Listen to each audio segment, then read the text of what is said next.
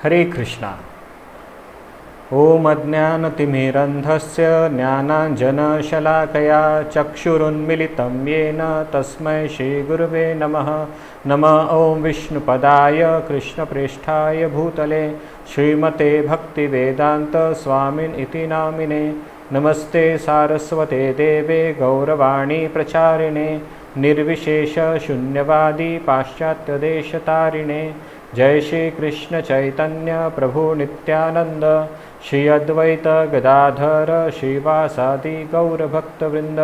हरे कृष्णा कृष्णा कृष्णा हरे हरे, हरे राम राम राम हरे हरे।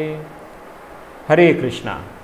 तो आप सबका स्वागत है आज के हमारे श्री बृहद भागवतामृत क्लास में।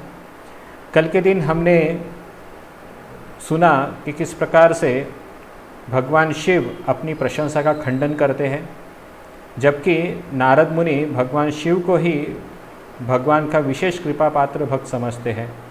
लेकिन शिव जी क्योंकि ये एक आदर्श भक्त का उदाहरण स्थापित कर रहे हैं, इसलिए वे अपने आप को श्रेष्ठ न मानकर अपने से बढ़कर किसी अन्य को श्रेष्ठ मानते हैं।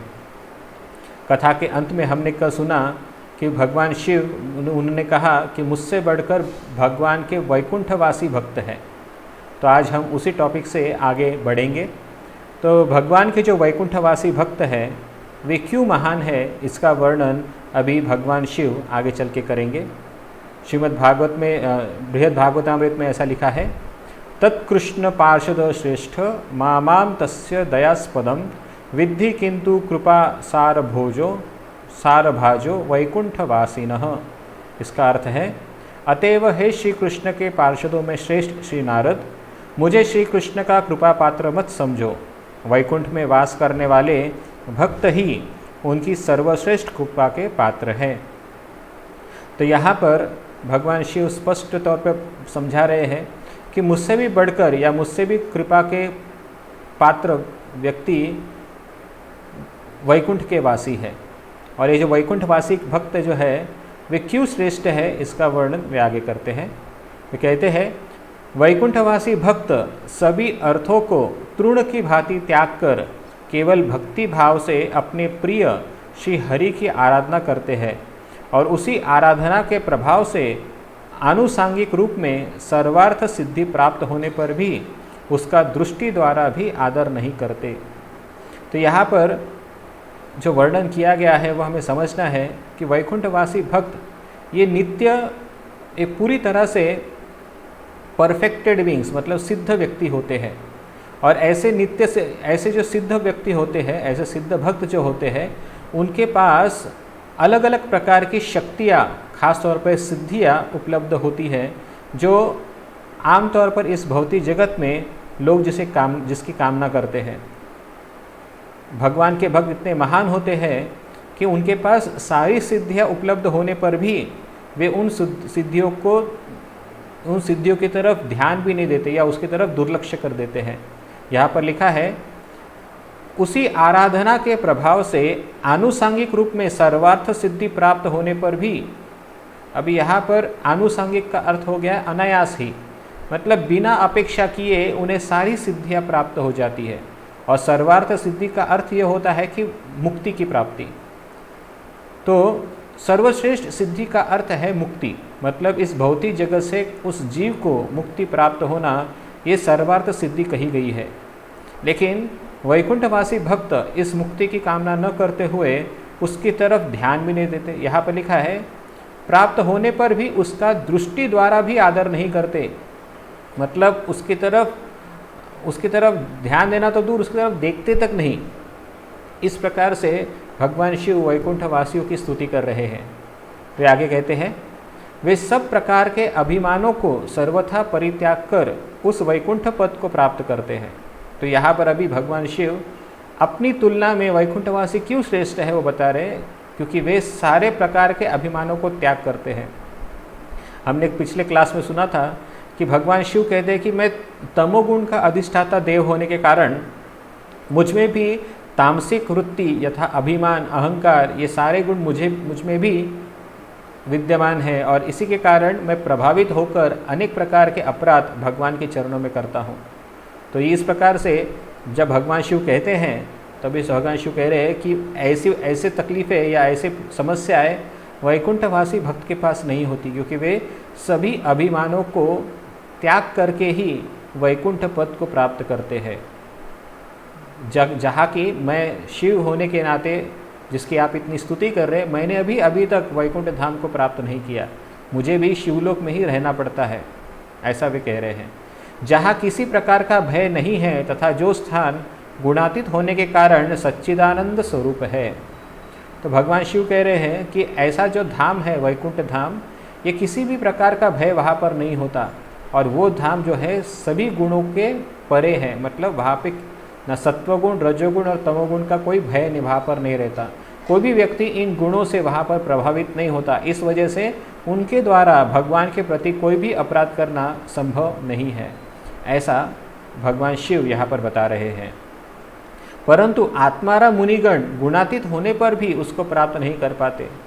तो यहाँ पर शिव जी कुछ और चीज़ बता रहे हैं कि जो व्यक्ति गुणातीत है, मतलब जिसने आत्माराम का स्तर प्राप्त किया है, और आमतौर पर यह स्तर प्राप्त करना बहुत कठिन भी होता है, जिसे योगी जन अनेक अनेक वर्षों की तपस्या के बाद उस परमात्मा पर ध्यान करने के पश्चात इस स्तर को प्राप्त करते हैं। लेकिन ऐसे आत्माराम मुनिगण भी भगवान के उस पद को, वैकुंठ पद को प्राप्त नहीं कर पाते। क्यों नहीं प्राप्त कर पाते?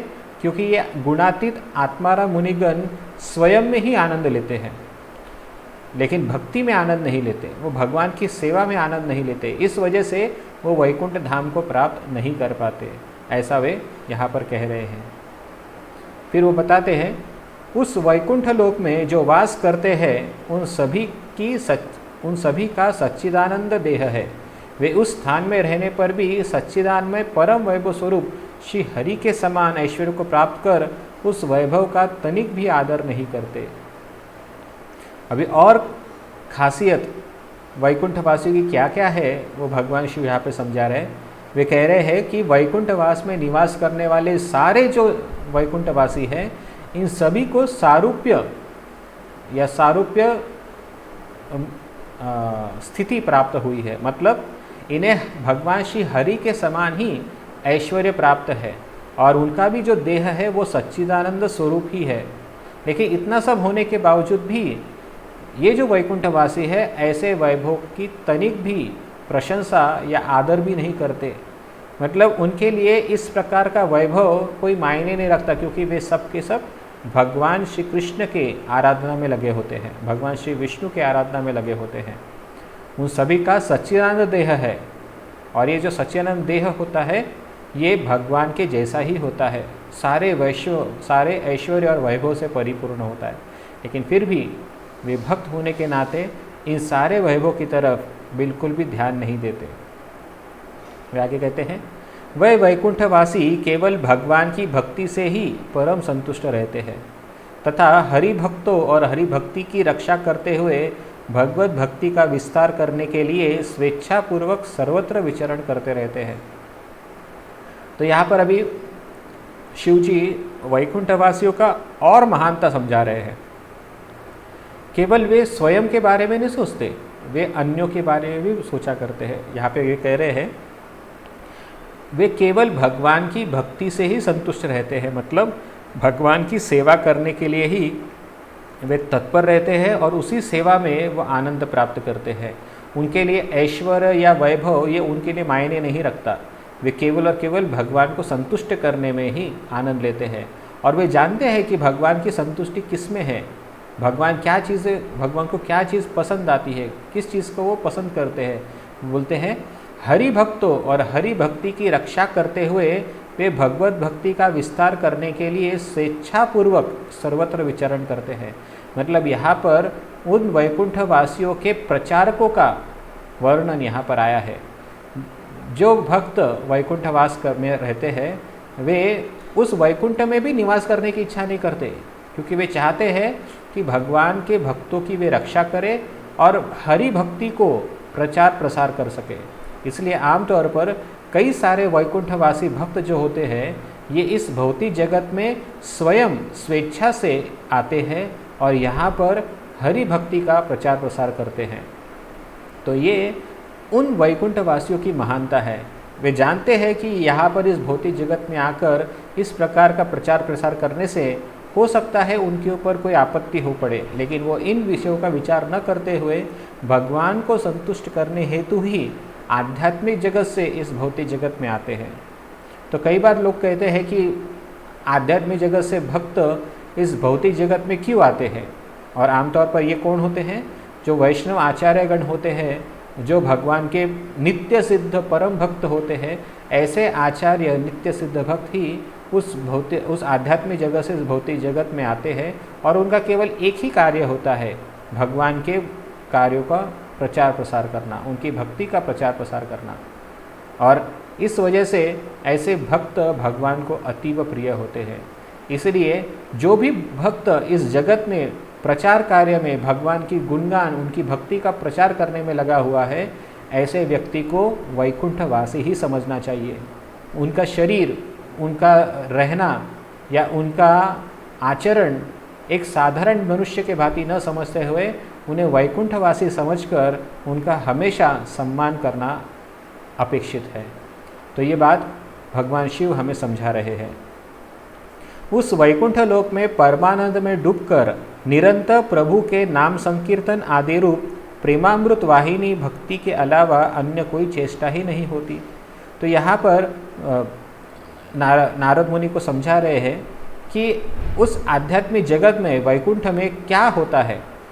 तो वहाँ पे बताया जा रहा है कि वहाँ पर नित्य नाम संकीर्तन होते रहता है, भगवान के नामों का, उनके गुणों का नित्य कीर्तन होते रहता है, और वो उत्सव हमेशा चलते रहता है। अभी भगवान शिव यहाँ पर इसलिए बता रहे हैं क्योंकि जब नारद मुनि शिवलोक में आए थे तो भगवान शिव कीर्तन में डूबे हुए थे। तो नारद मुनि ने शिव जी का उस बात को लेकर बहुत स्तुति किया, लेकिन शिव जी यहाँ पर कह रहे हैं कि यहाँ पर तो हम कभी कभी ही कीर्तन करते हैं भगवान के नामों का, लेकिन उस वैकुंठ धाम में सभी भक्त केवल नाम संकीर्तन में ही डूबे रहते हैं, और वहाँ पर प्रेमामृत वाहिनी भक्ति के अलावा और कोई चेष्टा ही नहीं होती। मतलब प्रेमामृत वाहिनी मतलब जैसे नॉनस्टॉप नदी जैसे नॉनस्टॉप बहती है बिना किसी रोक टोक के, उसी प्रकार से वहाँ पर भगवान के नामों का कीर्तन नॉनस्टॉप चलते रहता है। ये उस वैकुंठ का महात्म्य है। फिर वे आगे कहते हैं, उस वैकुंठ लोक के पशु पक्षी और वृक्ष आदि भी अनेक प्रकार की सेवाओं के द्वारा निरंतर अपने प्रभु श्री हरि का भजन करते हैं। ऐसा लगता है मानो वे उन योनियों को धारण कर मुक्त पुरुषों का उपहास कर रहे हैं। तो यहाँ पर कह रहे हैं कि केवल वैकुंठवासी के जो वैकुंठ सारूप्य प्राप्त भक्त ही ऐसा नहीं करते, बल्कि वहाँ के पशु पक्षी और वृक्ष इत्यादि जो अन्य योनियाँ हैं, ये योनियों में भी वे भगवान के भजन में लगे रहते हैं। अभी हमें कल्पना करना मुश्किल है कि कैसे पेड़ पौधे प्राणी पक्षीगण भगवान के कीर्तन में लगते हैं, लेकिन वहाँ पर ऐसा होता है। वहाँ पर पशु पक्षी भी भगवान के नाम का कीर्तन करते हैं, पेड़ पौधे भी वहाँ पर चिन्मय होने के नाते वे भी कथा कीर्तन में लगे रहते हैं। लेकिन यहाँ पे तुलना किसके साथ की जा रही है?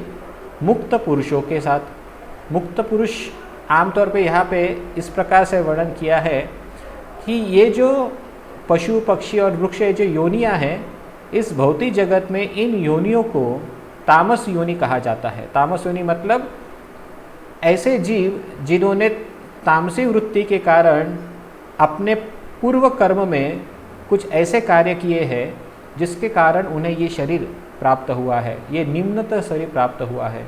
इसलिए तमोगुण के प्रभाव के कारण ही व्यक्तियों को इस प्रकार के तामसिक शरीर प्राप्त होते हैं। तो जो व्यक्ति तामसिक शरीर में बद्ध है, ऐसे व्यक्तियों को मुक्ति प्राप्त होना कठिन है। लेकिन यहाँ पर बताया जा रहा है कि वो जो लोग जो स्वयं को अपने आप को मुक्त समझते हैं, वे भी ऐसे आध्यात्मिक जगत के जो पशु पक्षी है उनको देखकर स्वयं लज्जा से मूर्छित हो जाते होंगे। क्यों? क्योंकि जिन लोगों का ये भौतिक जगत में उपहास करते हैं, जिन तामसी जीवों का ये लोग यहाँ पर उपहास करते हैं, वे ही जीव वहाँ आध्यात्मिक जगत में ऐसे मुक्त पुरुषों का भी उपहास करते हैं। यहाँ पर बताया है, ऐसा लगता है मानो वे उन योनियों को धारण कर मुक्त पुरुषों का उपहास कर रहे हैं। मतलब वो ये बताना चाहते हैं कि तुम अपने आप को मुक्त समझते हो और हमें तामसी समझते हो, लेकिन हम तामसी होने के बावजूद भी इस आध्यात्मिक जगत में भगवान के लीला में सहभागी है, जबकि तुम मुक्त पुरुष होने के बावजूद भी भगवान की लीला में सहभागी नहीं हो सकते। तो क्या फ़ायदा तुम्हारे इस मुक्ति का? इस प्रकार से ये पशु पक्षी इत्यादि इन मुनिगणों का, इन मुक्त जीवों का उपहास करते हैं। फिर आगे कहते हैं, जिनके चरण कमलों को श्री लक्ष्मी सदैव प्रेम से संवाहन करती रहती है, वे ऐसे श्री भगवान का साक्षात दर्शन करते हुए उनके साथ विहार करते हैं। तो यहाँ पर बताया गया है कि माता लक्ष्मी जिसकी कृपा हर कोई अपेक्षा करता है, और ऐसे श्री लक्ष्मी द्वारा संवाहित मतलब सेवित भगवान विष्णु जो है, ऐसे भगवान विष्णु की कृपा प्राप्त करने के लिए सारे जीव वैकुंठ में भगवान का नित्य सहवास प्राप्त करते हैं, उनके साथ विहार आदि इत्यादि करते हैं। सोचिए कितना दुर्लभ क्षण होगा वो, जहाँ पर प्रत्येक जीव या प्रत्येक भगवान के भक्त, वैकुंठवासी भक्त, ये भगवान के साथ नित्य घूम फिर रहे हैं, विहार कर रहे हैं, आनंद के साथ भगवान के साथ संभाषण कर रहे हैं। कितना सुंदर वो अवसर होगा। भगवान शिव यहाँ पर इसलिए सब कह रहे हैं क्योंकि वे जानते हैं कि विभिन्न प्रकार की सेवा में व्यस्त होने के कारण उन्हें भगवान विष्णु का संग नित्य प्राप्त नहीं हो सकता। केवल संग ही क्यों, दर्शन भी अनेक बार भगवान शिव को दुर्लभ होता है विष्णु का। तो भगवान शिव यहाँ पे समझा रहे हैं कि मुझसे भी बढ़कर ये वैकुंठवासी है जो सदैव भगवान विष्णु के साथ निरंतर विहार इत्यादि करते रहते हैं। तो कितने महान होने चाहिए कि जिन्हें भगवान विष्णु का संग नित्य प्राप्त होता है। इस प्रकार से शिव जी अपनी तुलना वैकुंठवासियों के साथ करते हैं। फिर वे कहते हैं, अतएव वैकुंठ के पशु पक्षी इत्यादि लोक दृष्टि में तामस योनि को प्राप्त होने पर भी मुक्त पुरुषों की तुलना में परम श्रेष्ठ है और श्री कृष्ण के अधिक कृपा पात्र है। तो यहाँ पर शिव जी फिर से बता रहे हैं, उसी टॉपिक को समझा रहे हैं कि केवल चतुर्भुज रूपी या सारूप्य रूप प्राप्त करने वाले वैकुंठवासी ही नहीं, बल्कि वहाँ पर निवास करने वाले प्रत्येक पशु पक्षी तथा वृक्षगण भी अत्यंत भाग्यशाली है। वे उनका शरीर तामस शरीर होने के बावजूद भी वे भगवान की विशेष कृपा प्राप्त करते हैं। अभी यहाँ पर जो कहा गया है कि तामस शरीर, ये तामस शरीर का शब्द इस्तेमाल किया गया है, लेकिन वैकुंठ में वे तामसी वृत्ति के नहीं होते, या फिर उनका जो शरीर है ये तामस नहीं होता। अभी ये जो अर्थ बताया गया है ये हमें समझने के लिए कि हम जब पशु पक्षियों को तुच्छ समझते हैं, मतलब तामस वृत्ति के कारण निम्नतर योनि समझते हैं, आध्यात्मिक जगत में ऐसा कंपैरिजन होता ही नहीं। वहाँ पे चतुर्भुज सारूप्य रूप प्राप्त होने के बावजूद भी वहाँ के जो निवासी है ये पशु पक्षी को भी उतना ही सम्मान करते हैं जितने अन्य चतुर्भुज सारूप्य रूप के जीवों को। तो कहने का आशय ये है कि वहाँ पर कोई अगर चतुर्भुज रूप स्वीकार करता है या फिर पशु पक्षी का रूप स्वीकार करता है, उनको इसमें कोई भेद नहीं होता। वे कभी भी अपने आप को निम्न या उच्च नहीं समझते। वहाँ पर उच्चता या निम्नता का भाव ही नहीं होता। वहाँ पे पशु पक्षी अपने आप को पेड़ पौधे लताओं से श्रेष्ठ नहीं समझते, ना ही वहाँ के चतुर्भुज सारूप्य जो विष्णु भक्त है वो अपने आप को पशु पक्षी से श्रेष्ठ समझते हैं। ऐसा भेद वहाँ पर नहीं होता। लेकिन हमें समझाने के लिए यहाँ पर तामस योनि का शब्द किया गया है, क्योंकि तामस योनि शब्द इस भौतिक जगत में लागू पड़ता है, तो कंपैरिजन के लिए ही इस शब्द का इस्तेमाल किया गया है।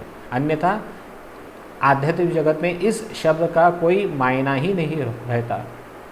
फिर वे आगे कहते हैं, और अधिक क्या कहूँ, मर्त्यलोक में रहने वाले पांच भौतिक देहधारी भगवत भक्ति रसिक मनुष्य भी मेरे जैसे देवताओं के लिए सदा वंदनीय है।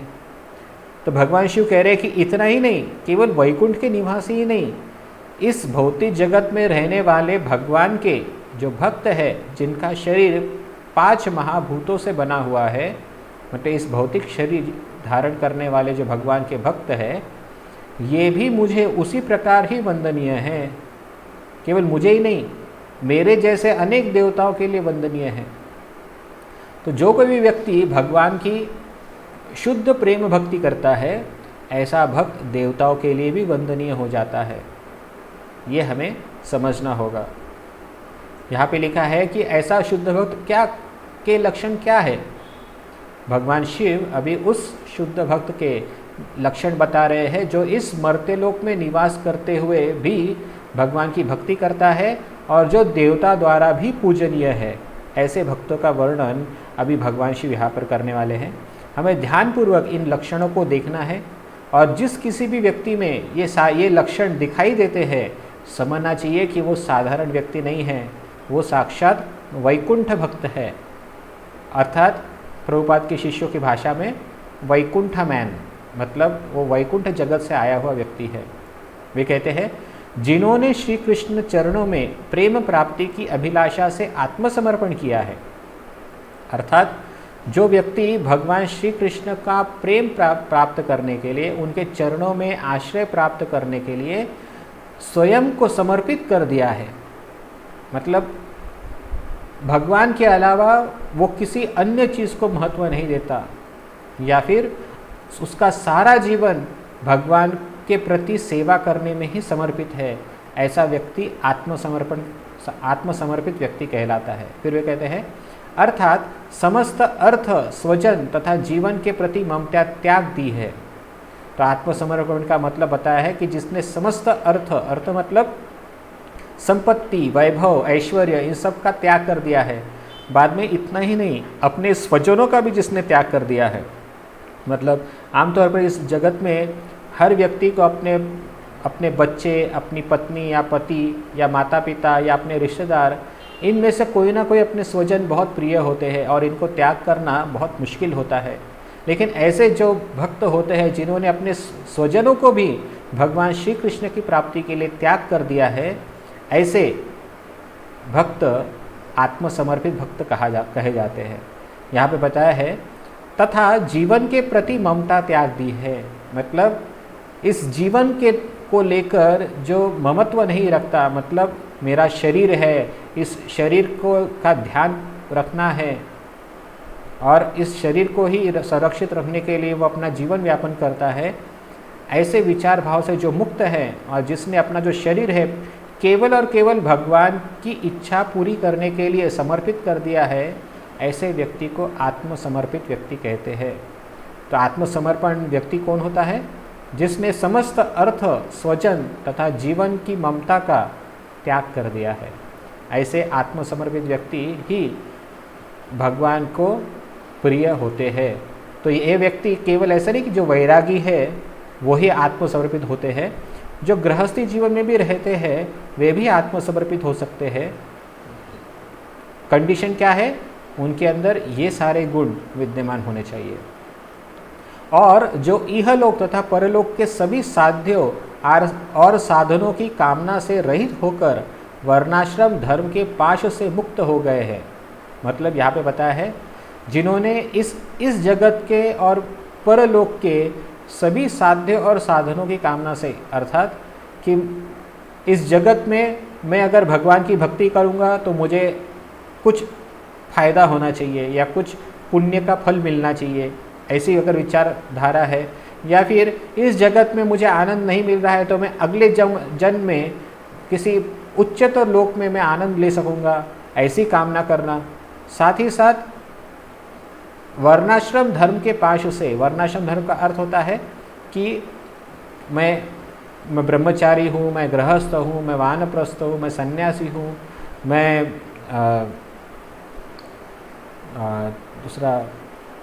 ब्राह्मण हूँ, मैं क्षत्रिय हूँ, मैं वैश्य हूँ, मैं शूद्र हूँ। ये सारे जो विचार है, इन सारी विचार प्रणालियों का जिसने, या इस सारी विचार प्रणालियों से जो मुक्त हो चुका है, मतलब जो वर्णाश्रम धर्म के भी परे हो चुका है, ऐसा भक्त भगवान को प्रिय होता है। अर्थात 3 प्रकार के ऋणों से मुक्त होकर वेद विहित मार्ग का अतिक्रमण करके हरि भक्ति के प्रभाव से सर्वदा निर्भय हो गए हैं, ऐसे भगवत भक्ति रसिक भक्त स्वर्ग, मोक्ष और नरक को एक समान देखते हैं। तो यहाँ पर भगवान के भक्तों का सुंदर लक्षण यहाँ पर बताया जा रहा है। एक प्रकार से भगवान के शुद्ध भक्त कैसे होते हैं? वे स्वर्ग, मोक्ष और नरक इन किसी भी चीज़ों का वो महत्व नहीं देते अपने जीवन में। वे सोचते हैं कि मैं कहीं पर भी रहूं, किसी भी अवस्था में रहूं, बस मुझे भगवान की भक्ति करनी है, भगवान के चरणों में समर्पित रहना है। यही भाव उनके मन में रहता है, चाहे वो नारकीय स्थिति में हो या स्वर्गिक सुख में हो। वे हर समय अपने आप को भगवान की भक्ति करने के लिए ही भगवान से प्रार्थना करते रहते। वे कहते हैं कि किसी भी अवस्था में मैं रहूं, बस मुझे आपके चरणों का विस्मरण न हो, ऐसा ही मुझे आशीर्वाद दीजिए। यही प्रार्थना भगवान श्री कृष्ण के प्रति ये भक्त करते रहते हैं। और ऐसे ही भक्तों को वैकुंठ के भक्त कहा जाना चाहिए, क्योंकि ऐसे भक्त बहुत विरले होते हैं और वे इस जगत में केवल और केवल भगवत भक्ति के प्रचार हेतु ही आते हैं। और इसीलिए भगवान शिव कहते हैं, ऐसे जो भगवान के भक्त हैं ये मुझ जैसे देवताओं के द्वारा भी वंदनीय हैं। आमतौर पर लोग इस जगत में देवी देवताओं की उपासना में लगे रहते हैं, लेकिन जो देवी देवता जो स्वयं हैं वे क्या कहते हैं कि हम सब भी भगवान के ऐसे भक्तों की सेवा में लगे रहते हैं। तो बुद्धिमान व्यक्ति को चाहिए कि वो भगवान के शुद्ध भक्त वैष्णवों का देवताओं से भी कई अधिक गुना सम्मान करना सीखे, क्योंकि वे देवताओं के भी वंदनीय हैं। तो ये हमें भगवान शिव के शब्दों से सीख मिलती है। फिर वे आगे कहते हैं, हे नारद, मैं सत्य कहता हूँ, वे सब भगवत भक्त मुझे जिस प्रकार प्रिय है, मेरे ये अनुचर नंदीश्वर आदि मुझे उस प्रकार प्रिय नहीं हैं। तो यहाँ पर भी भगवान शिव के जो उपदेश है, सर्वोत्तम उपदेश यहाँ पर दे रहे हैं। और ये सर्वोत्तम उपदेश हमें समझाते हैं कि भगवान शिव को भी क्या प्रिय है। वे कहते हैं कि मुझे मेरे भक्त उतने प्रिय नहीं हैं जितने भगवान विष्णु के भक्त मुझको प्रिय है। जो व्यक्ति भगवान विष्णु की आराधना करता है, जो व्यक्ति भगवान विष्णु को आत्मसमर्पित हो चुका है, शिवजी कहते हैं ऐसे भक्त मुझे हर प्रकार से प्रिय है। यहाँ तक कि मुझे अपने भक्त नंदी इत्यादि जैसे भक्त भी उतने प्रिय नहीं है जितने भगवान विष्णु के भक्त प्रिय हैं। और वे कहते हैं ये मैं सत्य कहता हूँ, ये मेरा सत्य वचन है, इसको कभी झूठ मत समझना या इसे कभी मेरी नम्रता का प्रतीक मत समझना। ये सत्य है और मैं ऐसे वैष्णव जन का नित्य सम्मान करता हूँ। फिर आगे कहते हैं, हे नारद, मैं तो यह मानता हूँ कि जहाँ इस प्रकार के भक्त रहते हैं वही वैकुंठ है। तो भगवान शिव अभी ब्रॉड अंडरस्टैंडिंग बता रहे हैं कि वैकुंठवासी किसे कहते हैं। तो जो लोग वैकुंठ में रहते हैं वो वैकुंठवासी हैं, लेकिन भगवान शिव समझा रहे यहाँ पर कि वैकुंठवासी या वैकुंठ तब वैकुंठ बनता है जब वहाँ पर भगवान के भक्त रहते हैं। अर्थात जहाँ कहीं भी भगवान के भक्त रहते हैं वो जगह वैकुंठ से कम नहीं होती, वो वैकुंठ जैसे ही है, ये समझना अपेक्षित है। तो हमें समझना चाहिए कि भगवान का वैकुंठ धाम कहाँ पर है। भगवान का वैकुंठ धाम उस जगह पर है जहाँ पर भगवान के शुद्ध भक्त निवास करते हैं, और उनके सानिध्य में यदि हम रहेंगे तो हमें भी वैकुंठ धाम का अनुभव अवश्य प्राप्त होगा। ये इधर शिव जी कह रहे हैं। यदि मर्त्य लोकवासी मनुष्य श्री कृष्ण भक्ति रूपी अमृत का पान कर अपनी देह तथा देह संबंधी विषय भोग आदि को भूल जाते हैं, तब उनके उस पांच भौतिक देह में भी सच्चिदानंद रूपता सिद्ध होती है। यदि कोई कहे कि ऐसे कैसे आप कहते हैं कि जहाँ पर भगवान के भक्त होते हैं वो वैकुंठ होता है, वैकुंठ में सभी जीवों का शरीर जो है वो सच्चिदानंदमय होता है, वहाँ पर कोई भी व्यक्ति 3 गुणों के प्रभाव से प्रभावित नहीं होता। जबकि इस भौतिक जगत में हम देखते हैं कि 3 गुणों का प्रभाव भक्तों को भी परेशान करता है। इसके उत्तर में शिव जी कहते हैं की बात सच है, 3 गुणों का प्रभाव से भक्त प्रभावित तो होता है या फिर भक्त के ऊपर उसका प्रभाव तो पड़ता है, लेकिन भक्त उससे प्रभावित नहीं होता। वे कह रहे हैं कि उनका शरीर 5 भौतिकता से बना तो है, लेकिन फिर भी हमें उनका शरीर सच्चिदानंद है ऐसा ही समझना चाहिए। इसलिए हम देखते हैं कि जब भी कभी महान वैष्णव आचार्य जब उनका तिरोभाव होता है तो ऐसे आचार्यों का शरीर जो है वो अंत्य संस्कार मतलब जलाया नहीं जाता, उसको प्रिजर्व किया जाता है, उसको सुरक्षित रखा जाता है, क्योंकि वो जो शरीर है वो शरीर अभी साधारण पंच भौतिकता सा पांच भौतिकता सा नहीं दिखता, अभी वो सच्चिदानंद हो चुका है। ये जो सच्चिदानंद शरीर है ये सच्चिदानंद शरीर पूजनीय होता है, इसलिए वैष्णव आचार्यों का जो शरीर होता है उसे कभी जलाया नहीं जाता, उसे हमेशा समाधि के रूप में उसे स्थापित किया जाता है। और ऐसे आचार्यों के शिष्य इस समाधि की हमेशा उपासना करते हैं। वो इसलिए करते हैं क्योंकि वो मरे हुए की उपासना नहीं करते, वे सच्चिदानंदमय जो शरीर है जिसमें उनके आचार्यों ने निवास किया था, ऐसे शरीर की वो उपासना करते हैं जहाँ पर वो आचार्य अभी भी दिव्य स्तर पर विद्यमान है। तो ये साधारण भौतिकवादी व्यक्ति का जीवन और भक्त के जीवन में अंतर है, ये हमें सीखना है यहाँ से। फिर भगवान शिव कहते हैं, इस प्रकार मर्त्यलोक में सब कुछ सिद्ध होने पर भी भक्तगण केवल भगवान के साथ सदैव साक्षात मिलने तथा उनके साथ विविध क्रीड़ा करने के लिए कभी कभी वैकुंठ लोक प्राप्ति की इच्छा करते हैं। यदि कोई कहे कि अगर आप कहते हैं कि इस जगत में रहने वाले भक्त ही वैकुंठ की निर्मिति करते हैं, तो फिर हम ऐसा क्यों देखते हैं कि जो ऐसे महान भक्त होते हैं वे वैकुंठ जाने की इच्छा करते हैं। कभी कभी हम देखते हैं कि कुछ भक्त वैकुंठ जाने की अभिलाषा मन में रखते हैं। तो भगवान शिव यहाँ पर उत्तर दे रहे हैं कि क्यों भक्तगण वैकुंठ जाने की अभिलाषा करते हैं, जबकि जहाँ पर वो रहते हैं वो वैकुंठ ही है। वे उत्तर में कहते हैं कि केवल भगवान के साथ सदैव साक्षात मिलने तथा उनके साथ विविध क्रीड़ा करने के लिए कभी कभी वैकुंठ लोक प्राप्ति की इच्छा करते हैं। तो भगवान के साथ नित्य सहवास हो और साथ ही साथ उनके साथ नित्य क्रीड़ा में भाग लिया जा सके, इसलिए ये जो भक्त है वैकुंठ धाम जाने की इच्छा करते हैं। ये हमें यहाँ से समझना है। तो साधारण तौर पर वैकुंठ हो या भौतिक जगत हो, भक्त के लिए कोई प्रभाव नहीं रखता। जब वो भौतिक जगत में रहते हैं तब वे भगवत भक्ति के प्रचार में लगे रहते हैं, और वे जब वे आध्यात्मिक कार्य में लगे रहते हैं तो ये भगवान के साथ क्रीड़ा या भगवान के नित्य सहवास का आनंद प्राप्त करते हैं। अर्थात दोनों ही तौर पर भगवान श्री विष्णु को ये भक्त प्रिय होते हैं। तो ये कभी नहीं सोचना चाहिए कि अरे जो मेरे हिसाब से जो भक्त इस भौतिक जगत में रहकर ही भगवान के नाम गुण रूप का प्रचार करना चाहता है वही श्रेष्ठ है और वैकुंठ लोक का व्यक्ति श्रेष्ठ नहीं है, ऐसा नहीं सोचना चाहिए। ये भक्त का स्वयं का साक्षात्कार है और भक्त अपनी इच्छा के अनुसार कभी वो वैकुंठ में भी जाके रह सकता है या भगवान को प्रसन्न करने हेतु इस भौतिक जगत में आकर प्रचार प्रसार भी कर सकता है। दोनों ही व्यक्ति भगवान के नज़रों में उतने ही प्रिय है जितने कि वैकुंठ के भक्त होते हैं। तो समझने का आशय ये है कि कभी भी ये नहीं सोचना कि मैं वैकुंठ में मुझे वैकुंठ की कामना नहीं है, मैं तो बस भौतिक जगत में रहकर भी प्रचार प्रसार करना चाहूँगा क्योंकि वही सर्वश्रेष्ठ है।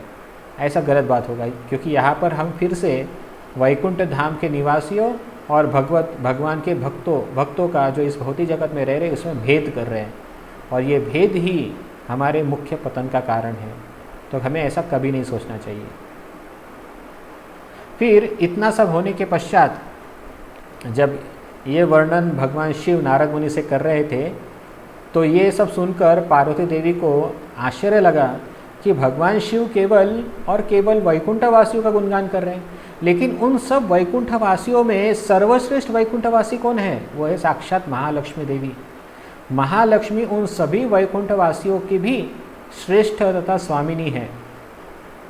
तो जब पार्वती देवी ने देखा कि भगवान शिव महालक्ष्मी देवी को भूल गए हैं, वे उनका गुणगान नहीं कर रहे हैं, तो पार्वती देवी को ये अच्छा नहीं लगा और उन्होंने अभी वे स्वयं अभी ड्राइविंग सीट पर बैठ गई। मतलब अभी उन्होंने भगवान शिव को शांत किया और अभी नारद मुनि से कह रहे कि हे नारद मुनि, उन वैकुंठ वासियों में भी महालक्ष्मी ही श्रेष्ठ है।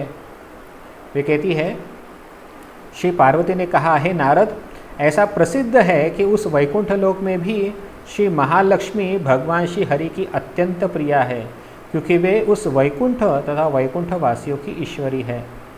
तो पार्वती देवी अभी भगवान शिव को बीच में रोककर महालक्ष्मी का गुणगान करती है। अभी क्यों महालक्ष्मी का गुणगान कर रही है? क्योंकि पार्वती देवी और महालक्ष्मी ये दोनों सखियाँ हैं और सखी होने के नाते वे ये सहन नहीं कर पा रही कि भगवान शिव महालक्ष्मी की उपेक्षा कर रहे हैं। वास्तविक तौर पर शिव जी को चाहिए था कि वैकुंठ वासु से ज़्यादा वे गुणगान महालक्ष्मी का करें, लेकिन पार्वती देवी को समझ में आ गया कि भगवान शिव ऐसा नहीं करेंगे, तो ये कार्य मुझे ही करना पड़ेगा। इसलिए अभी पार्वती देवी नारद मुनि को महालक्ष्मी का महानता वो समझा रहे। वे बता रहे कि उस वैकुंठ तथा वैकुंठ वासियों की ईश्वरी स्वयं महालक्ष्मी है और वे साक्षात भगवान विष्णु की परम प्रिया पत्नी भी है, अत्यंत प्रिया है। प्रिया मतलब वैकुंठ वासियों में भी सबसे प्रिय व्यक्ति माता लक्ष्मी देवी है, ऐसा वे कह रहे हैं। श्री लक्ष्मी की कृपा दृष्टि से ही लोकपालगण विभूतियाँ प्राप्त करते हैं तथा उनकी कृपा से ज्ञान, वैराग्य और भक्ति सिद्ध होती है। तो यहाँ पर महालक्ष्मी बता रही है कि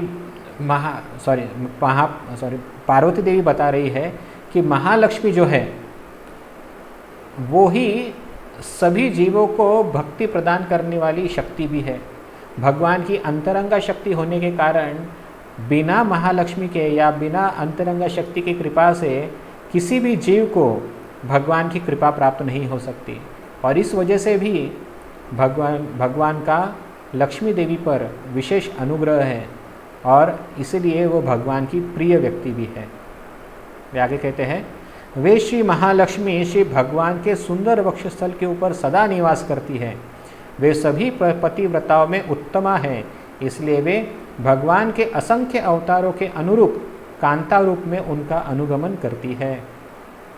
तो यहाँ पर स्पष्ट तौर पर माता पार्वती महालक्ष्मी का गुण गौरव समझाने के लिए बता रही है कि कभी कभी ऐसा हो सकता है कि भगवान के भक्त उनको छोड़कर, भगवान को छोड़कर कहीं नहीं जाए या वैकुंठ धाम छोड़कर कहीं नहीं जाए, लेकिन जब भी कभी भगवान विष्णु को अवतरित होना होता है तब स्वयं माता लक्ष्मी भी भगवान के साथ उस अवतार के अनुरूप वे भी प्रकट होती है। जबकि सारे वैकुंठवासी जो लोग होते हैं वो शायद इस भौतिक जगत में अवतार में मदद करने हेतु न आए, लेकिन माता लक्ष्मी हमेशा अपने पति, अपने संगी के साथ नित्य हर अवतार में उपस्थित होती है। ये कहकर लक्ष्मी देवी, पार्वती देवी कह रही है, ये दर्शाता है कि भगवान की प्रिय माता लक्ष्मी है। वैकुंठ वासियों में भी भगवान को सबसे ज़्यादा प्रिय माता लक्ष्मी है, ऐसा वे यहाँ पर कह रहे हैं। फिर ये सब सुनने के बाद भगवान शिव तो चुप हो गए थे, क्योंकि माता लक्ष्मी का गुणगान पार्वती देवी इतना किया कि अभी नारद मुनि को समझ में आ गया कि लक्ष्मी देवी ही सर्वश्रेष्ठ है। और इस वजह से वे जोर जोर से स्तुति करने लगे, वे जोर जोर से कहने लगे, भगवान महाविष्णु की जय हो, माता लक्ष्मी की जय हो, वैकुंठ वासियों की जय हो। और ऐसा सोच के वे वैकुंठ धाम जाने के लिए तैयारी करने लग गए।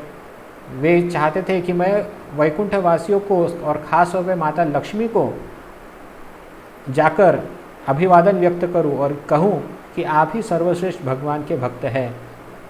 लेकिन जब नारद मुनि ऐसा सोच रहे थे, उतने में भगवान शिव वहाँ पर उपस्थित हो गए, वहाँ पर उनके पास आए। वास्तविक तौर पर पार्वती देवी की बातें सुनकर वे नारद मुनि इतने प्रसन्न थे कि वो वहाँ पर नृत्य करने लग गए थे और आनंद विभोर होकर अपनी वीणा से वाद्य बजाते हुए वैकुंठ वासियों तथा माता लक्ष्मी का जय जयकार कर रहे थे। तो ये अवस्था देखकर भगवान शिव अपने आसन से नीचे उतरते हैं और नारद मुनि को शांत करने हेतु उनके पास आते हैं और एकदम चुपके से नारद मुनि के कान में कुछ कहते हैं।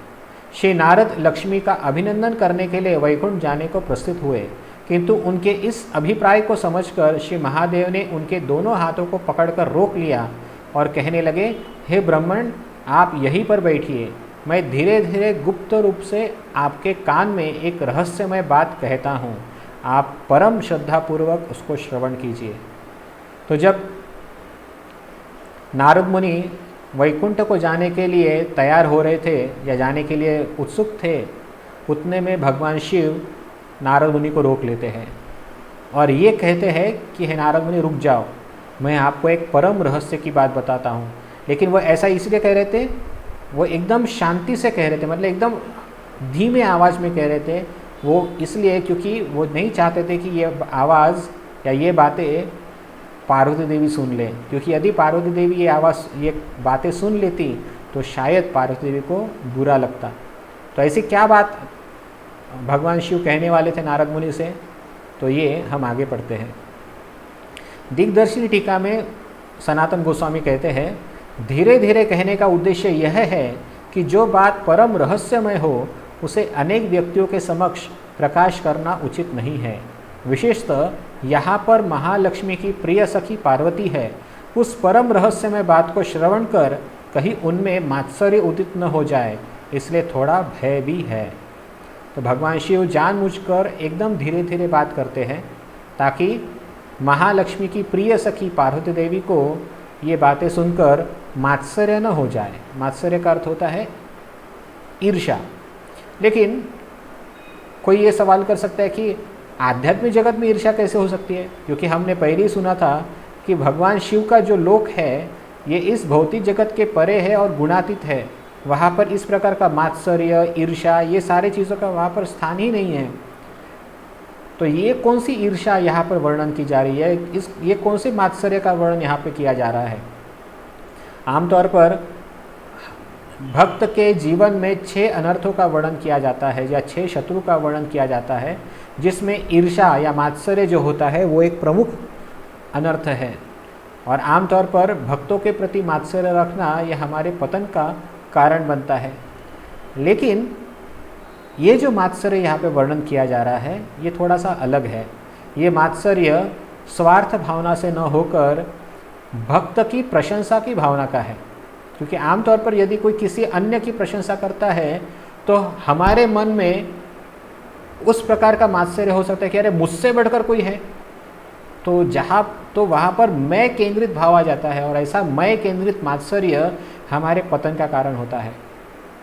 जबकि यहाँ पर पार्वती देवी का मात्सर्य क्यों उत्पन्न होने वाला है, क्योंकि अभी शिवजी कह रहे हैं कि लक्ष्मी देवी से भी श्रेष्ठ कोई है, माता लक्ष्मी से भी बढ़कर महान भक्त या भगवान का कृपा पात्र कोई है। तो ये सुनने के बाद शायद हो सकता है कि पार्वती देवी के मन में विचार आए कि मेरी प्रिय सखी लक्ष्मी से भी बढ़कर कोई है, मैं नहीं इसे स्वीकार करती। तो ये है प्रेम का भाव। इस मात्सर्य में प्रेम छलकता है, ना कि स्वार्थ। तो जहाँ पर भी स्वार्थ की रूपी ईर्ष्या होती है वो पतन का कारण होता है, लेकिन यहाँ पर प्रेम रूपी ईर्ष्या है तो यहाँ पर पतन नहीं होगा, बल्कि ये उस प्रेम का अधिक वृद्धि करने वाला है। भक्ति रसामृत सिंधु इस ग्रंथ में वर्णन किया गया है कि कभी कभी गोपियों का 2 गुट होता है, एक चंद्रावली सखी का गुट और एक राधा रानी का गुट।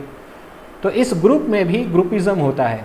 कभी कभी हम इस ग्रुपिज्म शब्द को लेकर इतने सेंसिटिव हो जाते हैं कि इसको हम निंदनीय स्तर पर देखना शुरू कर देते हैं। लेकिन जैसा मैंने कहा, यदि ये जो ग्रुपिज्म है, ये ग्रुपिज्म अगर प्रेम वर्धन करने वाला है या भगवान का प्रति आनंद बढ़ाने वाला है तो ऐसा ग्रुपिज्म योग्य है। या फिर हम देखते हैं कि कभी कभी राधा रानी भी ललिता देवी को श्री कृष्ण के प्रति सेवा करने के लिए भेज देती है, और कभी कभी ललिता देवी हमेशा राधा रानी को भगवान श्री कृष्ण के साथ रहने के लिए प्रेरित करती रहती है। तो यहाँ पर ईर्ष्या का भाव नहीं है, क्योंकि दोनों की दोनों सखियाँ जो है वो एक दूसरों का आनंद बढ़ाने का प्रयत्न करते रहती है। और स्वाभाविक है कि यदि कोई ललिता देवी के सामने राधा रानी के अलावा किसी अन्य की अगर स्तुति कर दे तो ललिता के मन में मात्सर्य या ईर्ष्या या क्रोध उत्पन्न होना स्वाभाविक है, क्योंकि ललिता देवी की परम सखी राधा रानी है। लेकिन यहाँ पर ये जो मात्सर्य है या यह जो क्रोध है, ये भौतिक न होकर या स्वार्थ के आधार पर न होकर प्रेम का आधार पर है। तो इसीलिए यहाँ पर जो मात्सर्य का वर्णन किया गया है, ये मात्सर्य भौतिक मात्सर्य न होकर ये पूरी तरह से दिव्य मात्सर्य है, और इसलिए ये मात्सर्य निंदनीय नहीं है। तो यही चीज़ भगवान शिव हमें समझा रहे हैं, या सनातन गोस्वामी में समझा रहे हैं कि भगवान शिव को ऐसा लग रहा था कि देवी पार्वती नाराज़ हो जाए कि लक्ष्मी से भी बढ़कर कोई है, क्योंकि लक्ष्मी देवी उनकी प्रिय सखी है, तो अपनी प्रिय सखी के बारे में कुछ भी गलत सुनना पार्वती देवी पसंद नहीं करेगी। इसलिए भगवान शिव नारद मुनि को चुपके से धीरे धीरे आवाज़ में वे कहना चाहते हैं कि लक्ष्मी से भी बढ़कर कोई और है। तो और वो कौन है? त्वत् आततो मद गरुडादितश्च श्रेयोपि कारुण्य विशेष पात्रम प्रह्लाद एव प्रथितो जगत्या कृष्णस्य भक्तो नितराम प्रियश्च। यहाँ पे बता रहे हैं, मैं तुम्हारे पिता श्री ब्रह्मा, गरुड़, शेष और विश्वक्सेन आदि वैकुंठ के पार्षदगण, यहाँ तक कि श्री लक्ष्मी से भी अधिक श्री कृष्ण के कृपा पात्र के रूप में श्री प्रह्लाद ही जगत में ख्याति है। अतएव वे ही श्री कृष्ण के एकांतिक भक्त और अधिक प्रिय है। तो यहाँ पर भगवान शिव अभी इस चुपके से नारद मुनि के कान में कह रहे हैं कि हे नारद, लक्ष्मी देवी को तो छोड़ो, भगवान यहाँ तक कि तुम्हारे पिता ब्रह्मा, उनके परम प्रिय भक्त गरुड़, उनके अंतरंग पार्षद शेष, भगवान अनंत शेष भी भगवान को इतने प्रिय नहीं हैं जितने कि साक्षात प्रह्लाद जी है। प्रह्लाद जी इन सबसे ज़्यादा प्रिय है भगवान को। वे इतने प्रिय है कि वे लक्ष्मी देवी को भी उतना पसंद नहीं करते जितना वे प्रह्लाद को पसंद करते हैं, और इसीलिए वे ही श्री कृष्ण के एकांतिक भक्त और अत्यधिक प्रिय है। यहाँ पर शिव जी समझा रहे हैं कि मुझसे भी बढ़कर, ब्रह्मा से भी बढ़कर, यहाँ तक कि लक्ष्मी से भी बढ़कर प्रह्लाद महाराज है। अभी प्रह्लाद महाराज क्यों सर्वश्रेष्ठ है, इसका वर्णन आगे करेंगे। ना हम आत्मानम आशासे मत भक्तै साधुर्भिर्विना श्रियम आत्यंतिकी वापि येषाम गतिर अहम परा। भागवत पुराण का ये उल्लेख वे कर रहे हैं, जहाँ पर भागवत पुराण में बताया गया है कि क्यों भगवान के भक्त भगवान को प्रिय होते हैं। मैं ही जिनकी परम गति हूँ, उन सब साधु भक्तों के अलावा मैं अपनी आत्मा तथा अपनी अत्यंत प्रिय श्री लक्ष्मी की भी कामना नहीं करता हूँ। ये जो श्लोक आया है, ये श्लोक उस प्रसंग में आता है जब दुर्वासा मुनि अपने भक्त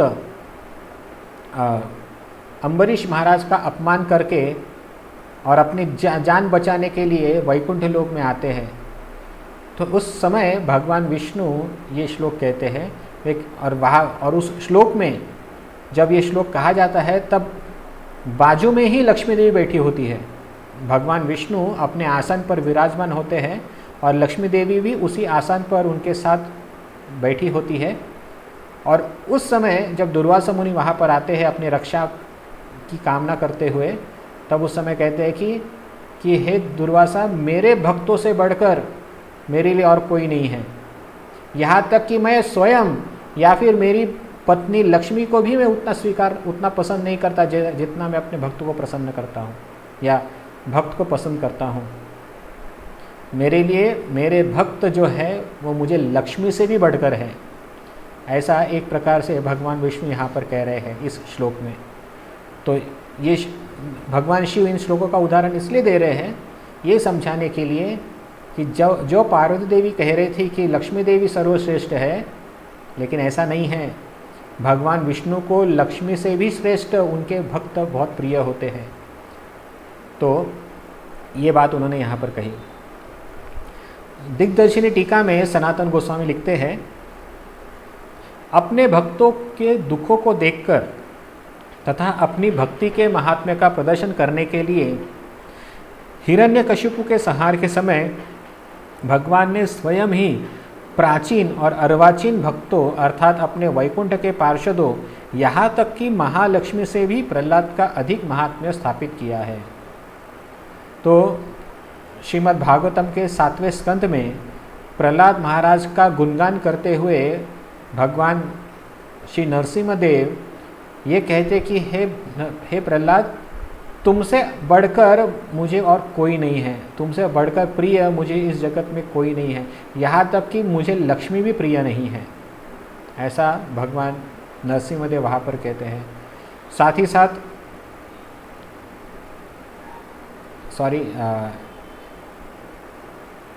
यहाँ पर एक श्लोक आया है 7वें स्कंद के 14वें अध्याय में लिखा हुआ है, न तथा में प्रियतम आत्मर्योनि न शंकर न च संकर्षणो न श्री नैव आत्मा च यथा भवान।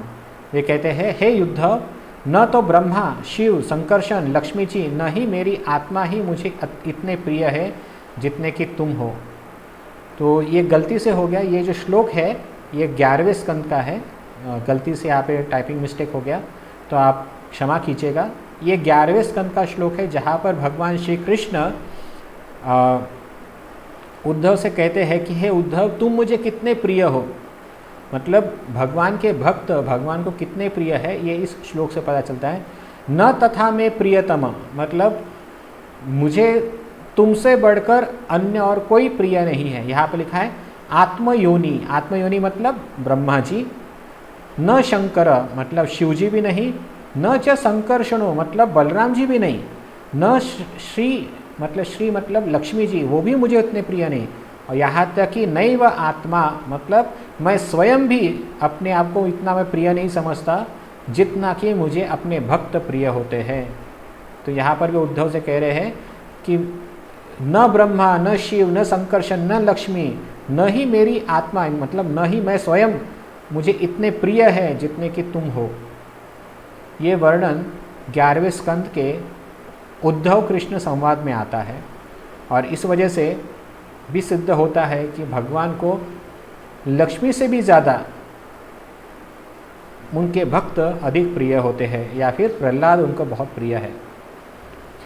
फिर आगे लिखते हैं, आगे के श्लोक में प्रसंग आता है, भवन्ति पुरुषा लोके मद्भक्तास्त्वाम अनुव्रता भवान में खलु भक्तानाम सर्वेशां प्रतिरूप दृक्। यहाँ पर 7वें स्कंध में भगवान नरसिंहदेव प्रहलाद महाराज से कह रहे हैं, जो तुम्हारे आदर्श का अनुसरण करेंगे वे स्वभावतः मेरे शुद्ध भक्त हो जाएंगे। तुम मेरे भक्त का सर्वश्रेष्ठ उदाहरण हो और अन्य लोग तुम्हारे पद चिन्हों का अनुसरण करेंगे। तो ये साक्षात भगवान नरसिंहदेव प्रहलाद महाराज से कह रहे हैं, तुम मेरे भक्त का सर्वश्रेष्ठ उदाहरण हो। मतलब जितने भी भक्त हुए हैं आज तक जगत में, उन सभी भक्तों में सर्वश्रेष्ठ उदाहरण भगवान नरसिंहदेव प्रहलाद को कहते हैं। और ये कब कह रहे हैं? वहाँ पर उस समय पर वहाँ पर ब्रह्मा जी होते हैं, शिव जी खड़े होते हैं, लक्ष्मी देवी भी वहाँ पर उपस्थित होती है और अन्य सभी देवतागण भी वहाँ पर उपस्थित हैं। इन सभी लोगों के समक्ष भगवान नरसिंहदेव प्रहलाद महाराज को कह रहे हैं, तुम मेरे भक्तों का सर्वश्रेष्ठ उदाहरण हो। तो प्रश्न निर्माण होता है, ऐसा क्यों भगवान कह रहे? क्या लक्ष्मी देवी श्रेष्ठ भक्त नहीं है? क्या प्रहलाद से भी कनिष्ठ है लक्ष्मी देवी भक्ति में, या फिर लक्ष्मी देवी की भक्ति प्रहलाद से भी कनिष्ठ है? तो इसका वर्णन सनातन गोस्वामी आगे करेंगे, लेकिन हम पहले पढ़ते हैं। इस प्रकार श्री शिव ने सामान्य भक्त तत्व के विचार से अपने और श्री ब्रह्मा से भी प्रहलाद के महात्म्य को श्रेष्ठ बताया है। तो प्रहलाद का महात्म्य स्वयं से, ब्रह्मा से तथा लक्ष्मी से भी श्रेष्ठ है, ऐसा साक्षात भगवान शिव कह रहे हैं। श्री नरसिंह के रूप में भगवान द्वारा हिरण्यकशिपु के संहार के समय हमने प्रहलाद के सौभाग्य का साक्षात रूप से अनुभव किया है। उस समय भगवान श्री नरसिंहदेव ने प्रहलाद को मुक्ति लेने के लिए बार बार कहा, परंतु उस भक्तराज ने मुक्ति न लेकर भक्ति के लिए ही प्रार्थना की थी। ऐसे श्री प्रहलाद को मैं नमस्कार करता हूँ। इस प्रकार से शिव जी प्रहलाद महाराज का गुणगान करते हैं। फिर आगे कहते हैं, श्री प्रहलाद के महात्म्य को अभिव्यक्त करने के लिए ही विष्णु ने बार बार मुक्तिदान करने का आग्रह किया था। तथापि श्री प्रहलाद द्वारा पुनः पुनः मुक्ति का निरादर तथा भक्ति की प्रार्थना करना उनकी भक्ति के प्रति सुदृढ़ निष्ठा और आकांक्षाओं का ही सूचित करता है।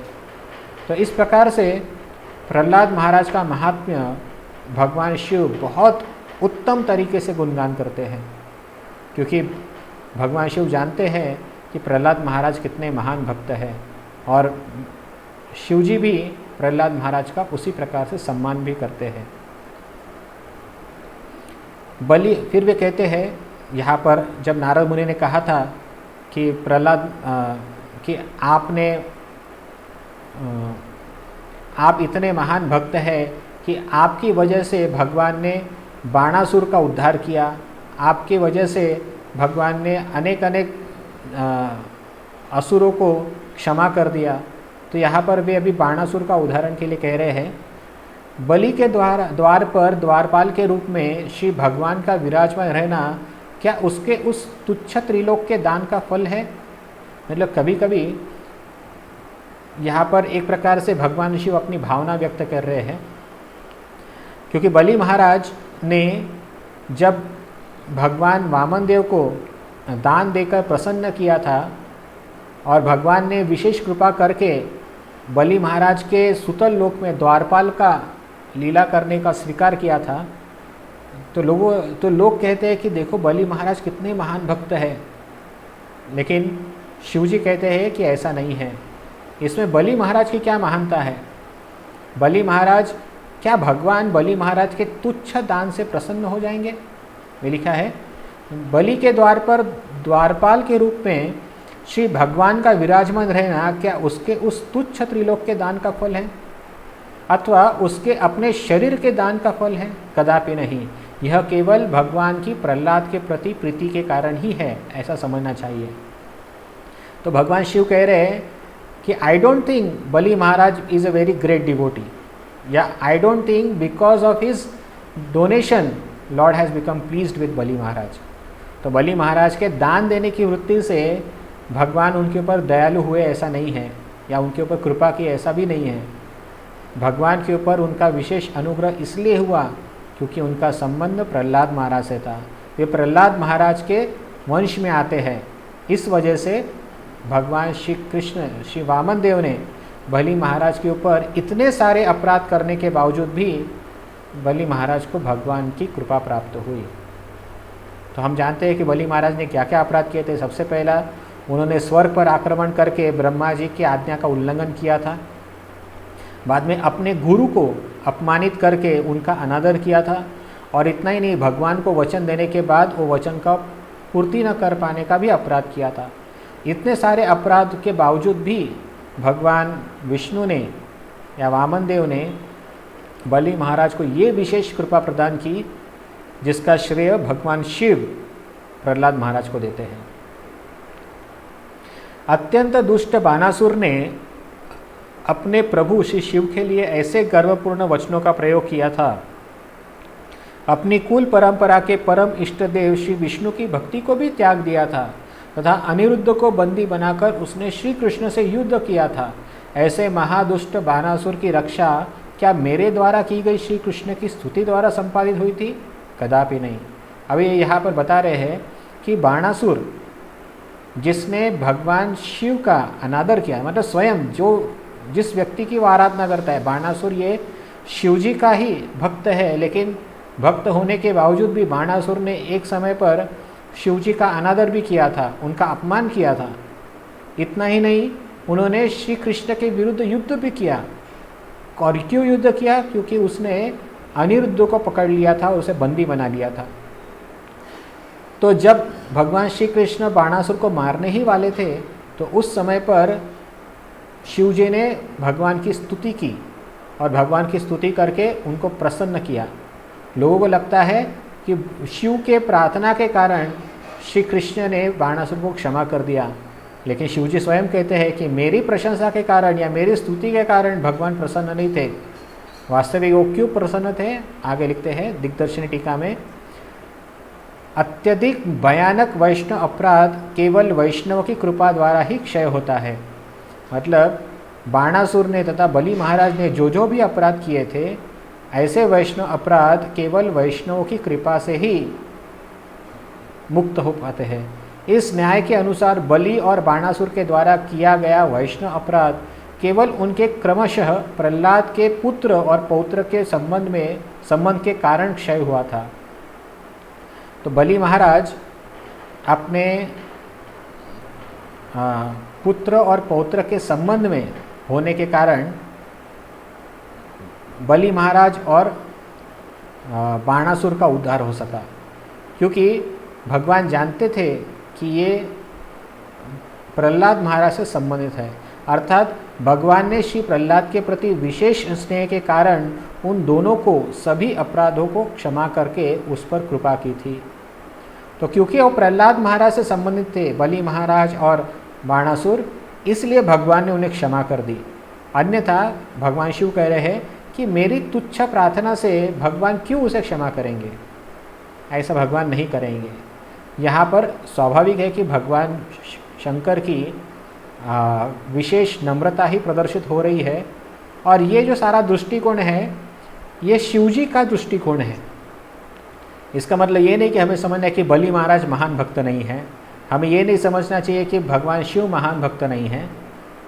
हमें ये समझना चाहिए कि भगवान शिव जो है वो प्रहलाद महाराज का कितना आदर करते हैं, वो प्रहलाद महाराज को कितने अपने से महान समझते हैं, ये यहाँ पर प्रदर्शित हो रहा है।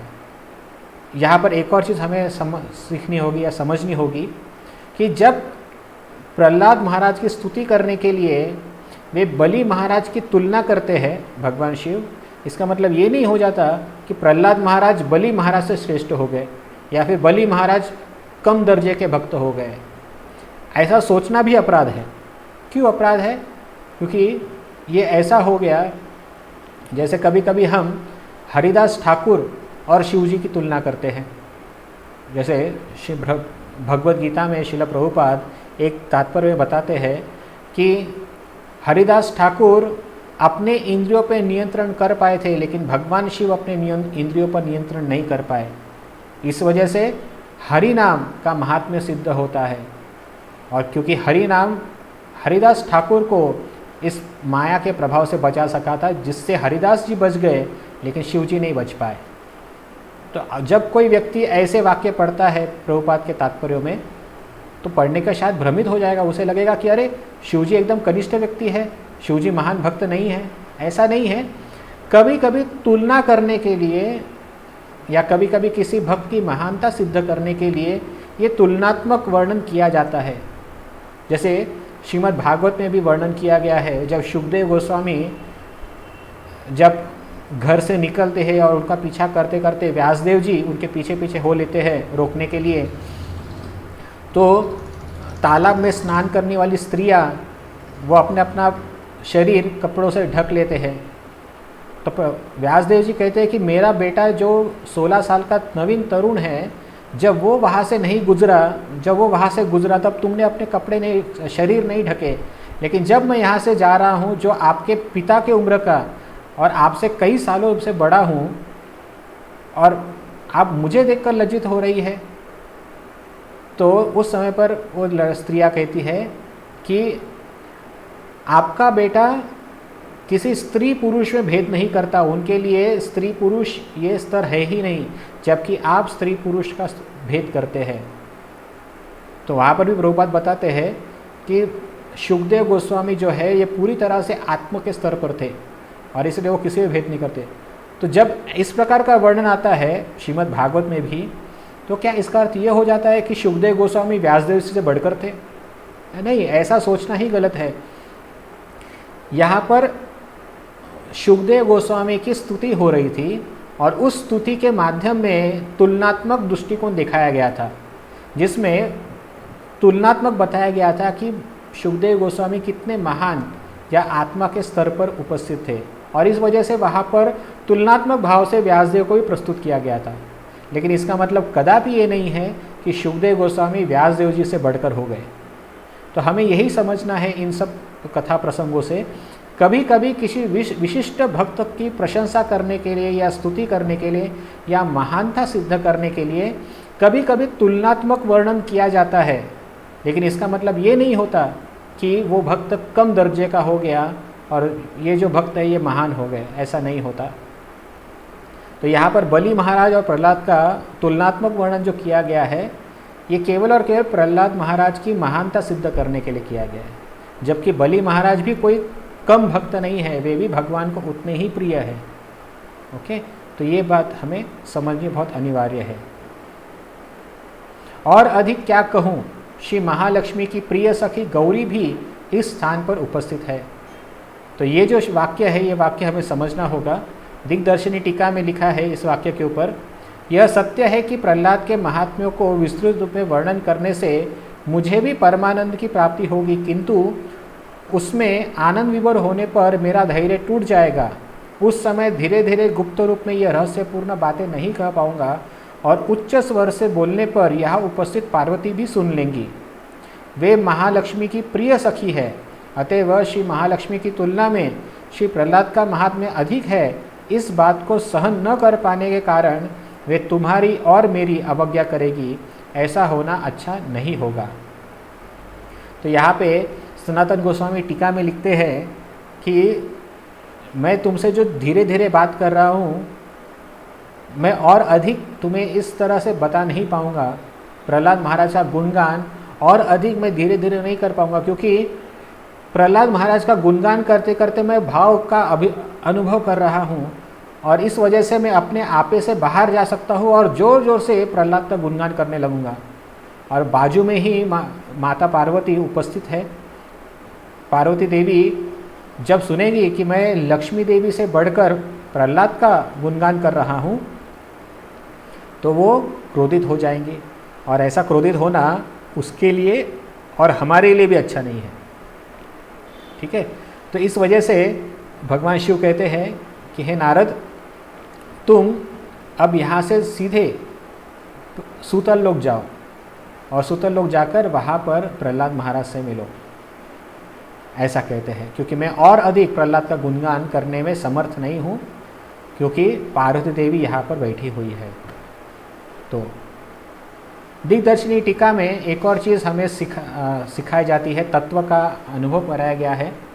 कोई ऐसा पूछ सकता है कि जब हम प्रहलाद महाराज का वर्णन करते हैं तो प्रहलाद महाराज तो इस भौतिक जगत के निवासी है, भौतिक जगत के भक्त है, और लक्ष्मी देवी साक्षात भगवान की अंतरंगा शक्ति है, भगवान की नित्य सिद्ध अंतरंगा भक्त होने के नाते उनका महात्म्य प्रहलाद के महात्म्य से कम कैसे हो सकता है।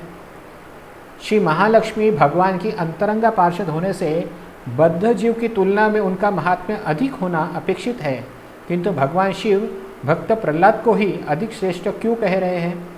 तो ये प्रश्न सनातन गोस्वामी अपनी टीका में लिखते हैं, क्योंकि हो सकता है किसी भक्त के मन में प्रश्न आ जाए कि वैकुंठवासी जो है, जो या फिर भगवान के जो नित्य सिद्ध भक्त हैं, वो ही भगवान को प्रिय होने चाहिए, जबकि इस बद्ध जीव, इस जगत में रहने वाले बद्ध जीव की तुलना नित्य सिद्ध भक्तों के साथ कैसे की जा सकती है।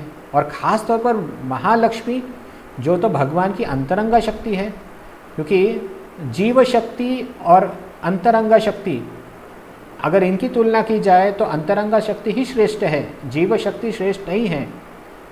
तो इस प्रकार से देखा जाए तो भी महालक्ष्मी प्रहलाद से भी बढ़कर होनी चाहिए थी, या प्रहलाद महालक्ष्मी पर होने वाली कृपा प्रहलाद से भी ज़्यादा होनी चाहिए थी, लेकिन शिवजी कहते हैं ऐसा नहीं है।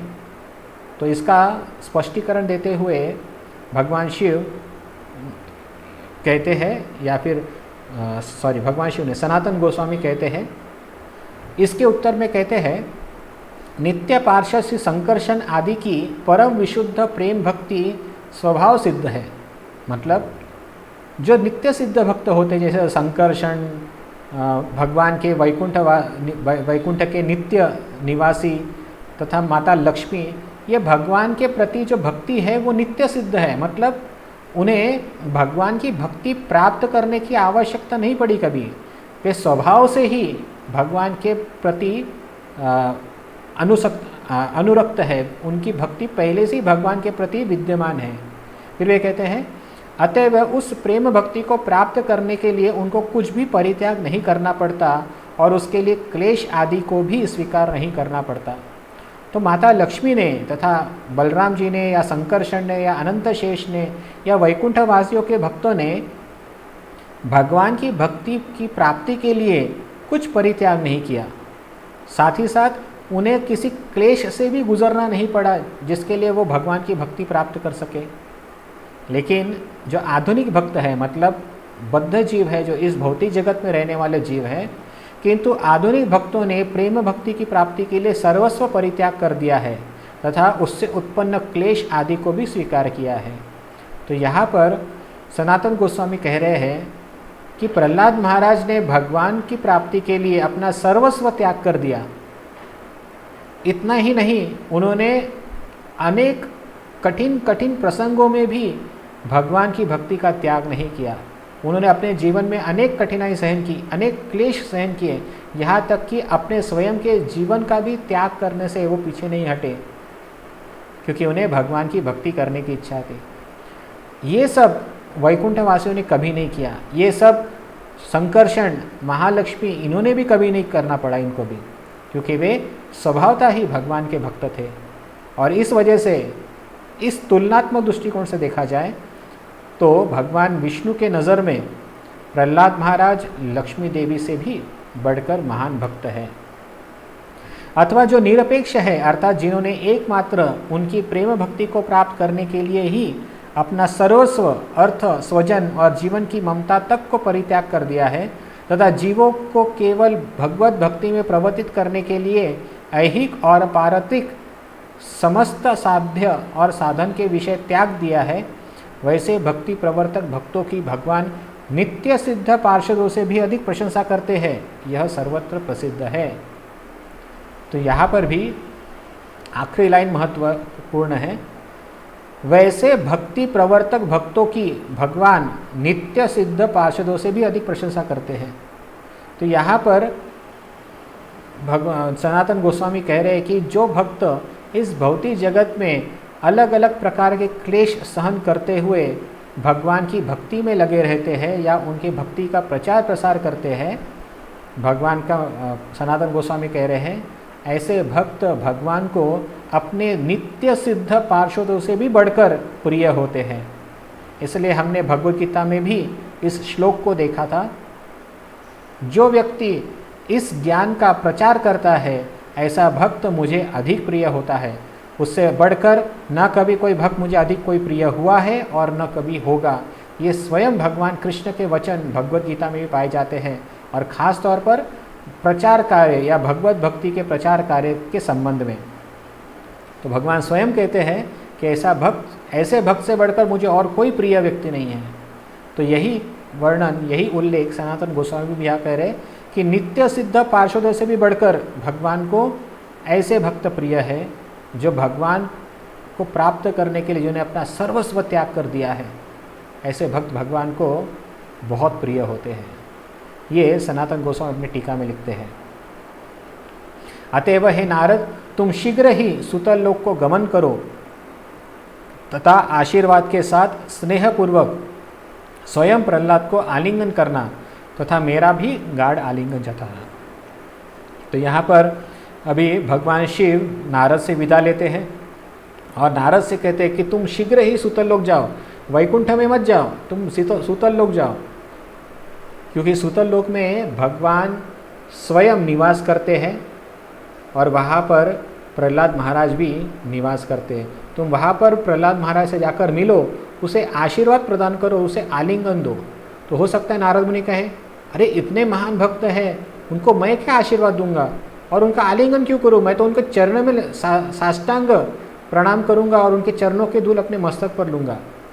तो आगे चल के शिव जी कहते हैं, अहो वे प्रहलाद हमारे द्वारा की गई स्तुति और प्रणाम आदि कुछ भी सहन नहीं करते हैं। अतएव तुम यदि आनंद प्राप्त करना चाहते हो तो उस स्थान पर जाकर प्रमादवशतः भी उनको प्रणाम और स्तुति मत करना। तो यहाँ पर भगवान शिव नारद मुनि को जाते जाते दूर से कहते हैं, जब नारद मुनि आगे बढ़ रहे थे, आकाश मार्ग से जा रहे थे, तो दूर से ही भगवान शिव उन्हें आवाज़ देकर कह रहे कि हे नारद मुनि, जैसे तुम यहाँ पर आकर मेरी स्तुति गान किए हो और मेरे चरणों में प्रणाम किए थे, वैसा वहाँ पर कभी बिल्कुल भी मत करना, अन्यथा तुम प्रहलाद महाराज को नाराज़ कर दोगे, क्योंकि वो हम जैसे के द्वारा किया गया स्तुति गान कभी पसंद नहीं करते। अभी हम जैसों का मतलब ये होता है कि प्रहलाद महाराज स्वयं इतने महान भक्त हैं कि वे हमें स्वयं से बढ़कर मानते हैं, और अपने से बढ़कर ने की गई जो स्तुति है ये कनिष्ठ को पसंद नहीं आती, या फिर कनिष्ठ जो है उससे लज्जित हो जाते हैं। तो इस वजह से यदि तुम प्रहलाद को प्रसन्न करना चाहते हो, जो कि एक महान भक्त है, तो ऐसा कोई भी बर्ताव मत करो जिससे वो अप्रसन्न हो जाए। तो जो कार्य उसे प्रसन्न करता है, मतलब जैसे आशीर्वाद प्रदान करना, आलिंगन देना, तुम वैसा कुछ कार्य करो, जाके उसके पैर मत पकड़ लेना। तो ऐसा भगवान शिव नारद मुनि से कहते हैं। तो ये कहने के पश्चात नारद मुनि फिर प्रहलाद महाराज की भेंट करने के लिए सुतल लोक गमन करते हैं और उनकी वे प्रशंसा करते हैं। तो इसका वर्णन हम कल के दिन करेंगे। धन्यवाद। हरे कृष्णा।